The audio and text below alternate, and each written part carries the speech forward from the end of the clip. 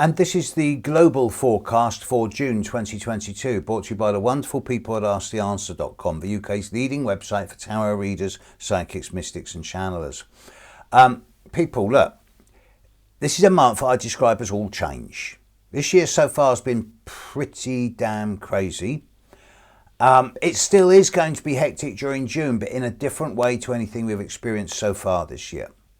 Mercury is about to stop going retrograde. Saturn is about to start going retrograde. At the end of this month, Neptune will start going retrograde.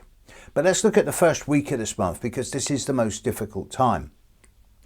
As Mercury stops going retrograde at 26 degrees of Taurus, so Saturn starts going retrograde at 25 degrees of Aquarius. So there's a Saturn-Mercury square. It's in effect now. It's been there for about a week. It's going to be there really from now through to about the 10th, 11th of this month. So all of this next week and a half, the first week and a half of June, it's like wading through quicksand or wading through treacle. You can get things done, but it's an effort. You have to push and persevere. And many things you just say, oh, I can't be bothered. I can't push it. I can't make this happen. So you'll give up. But actually, that's the wrong way. The way to manage this is slow, steady, gradual perseverance and play it by Saturn's rules.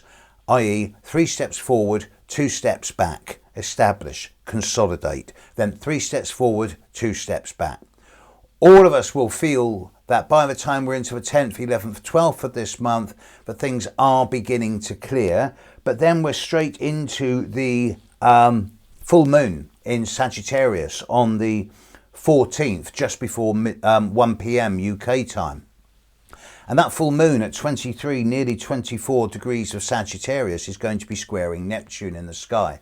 So I do expect further elements of fog and cloud, particularly around the excuses of politicians for their behaviour all over the world, not just in one particular country. And then we get into the second half of the month. Now, all of this month we have Mars and Jupiter in Aries, which is a very powerful combination. Mars is only in Aries at the same time as Jupiter for about 6 to 7 weeks at a time. On average once every 24 years.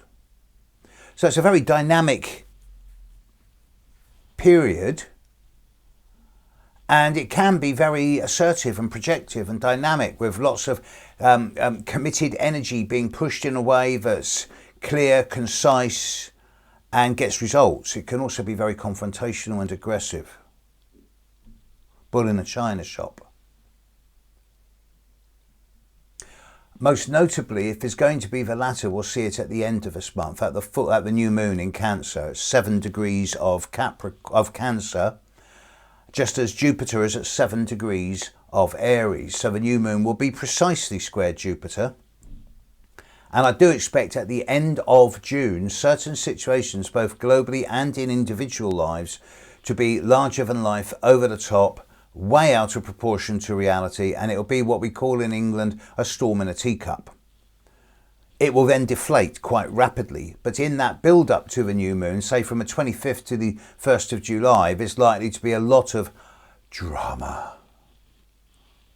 In fact, some people won't stop at drama. They'll say, why settle for drama if we can have a crisis? But it will be overinflated and hot air, so don't buy into the hype and spin at this time. This is a bit of a tempestuous month.